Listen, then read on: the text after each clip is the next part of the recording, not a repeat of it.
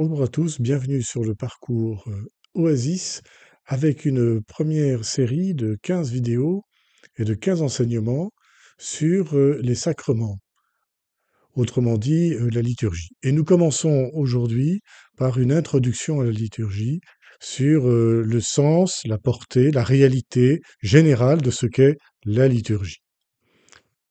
Au cœur de la vie chrétienne, au cœur de la religion chrétienne, il y a la personne du Christ, qui est le Verbe fait chair, qui est l'éternel Fils de Dieu, qui s'incarne en la personne de Jésus, qui est vraiment humaine et qui est une personne néanmoins divine, à la fois humaine et divine. Cette personne va aller jusqu'au bout de son union à l'humanité, le jour de sa passion, et va manifester sa divinité et sa victoire sur toute mort et toute souffrance 3 jours après, pour sa résurrection.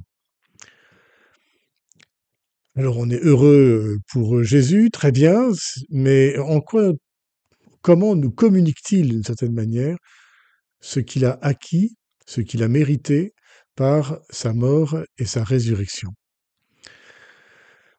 Eh bien, il disparaît au bout de 40 jours d'apparition devant les apôtres et de nombreux disciples, plus de 500 personnes à la fois, nous rapportent les Actes des Apôtres.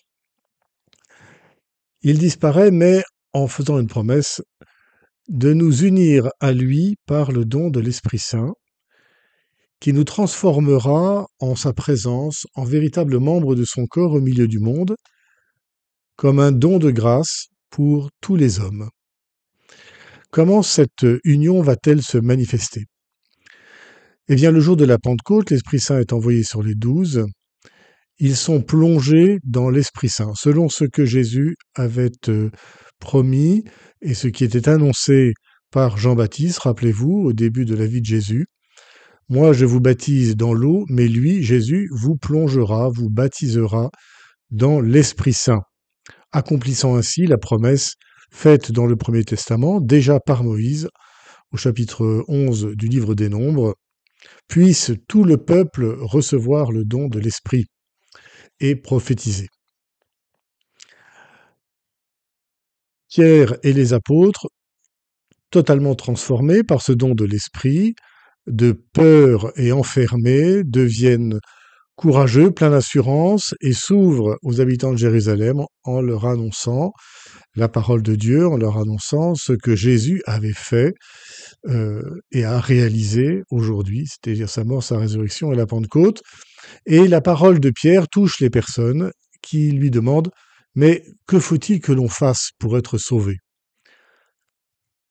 Alors Pierre répond « Eh bien, faites-vous baptiser, non pas seulement dans l'eau, mais dans l'eau et dans l'Esprit Saint, et la porte s'ouvre à l'entrée de tout homme juif ou païen à entrer dans la liturgie. » C'est-à-dire que cette liturgie a comme porte d'entrée le baptême. Par le baptême,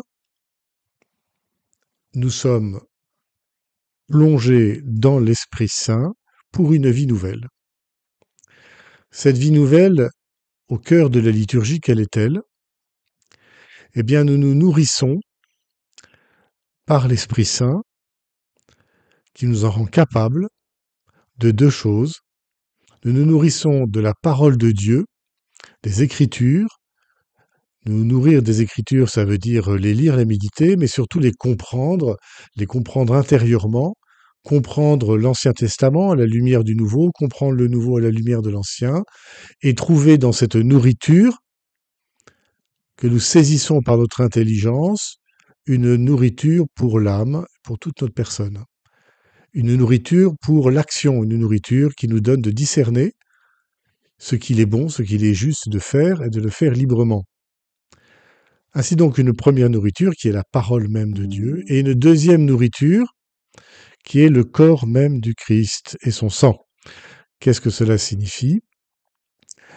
Eh bien, nous mangeons le corps du Christ, c'est-à-dire nous nous unissons au corps sur la croix, au corps brisé sur la croix et au corps, le même corps ressuscité, nous nous unissons à lui physiquement par la célébration et la consommation du corps et du sang sacramentel du Christ, faisant de nous, et c'est le but de cette consommation, et c'est le but de cette liturgie, faisant de nous une présence corporelle du Christ vivant, ressuscité, au cœur du monde. En mangeant l'Eucharistie, nos propres corps et notre propre vie, on pourrait dire, deviennent une Eucharistie pour le monde. Par le baptême et le don de l'Esprit Saint, nous pouvons manger le corps et le sang du Christ sacramentel pour faire de nous, les chrétiens, une nourriture pour le monde, une nourriture pour tous les hommes. Si nous sommes entrés dans la liturgie, c'est pour faire de nous des chrétiens eucharistiés, c'est-à-dire unis au Christ par l'Eucharistie, et nous transformer ainsi en Eucharistie, en pain et en vin, consommables par toute l'humanité. Pour faire de nous, par la parole de Dieu reçue et expliquée, des prophètes, c'est-à-dire de ceux qui annoncent, qui parlent, qui expliquent la parole de Dieu à leurs frères et sœurs, les hommes.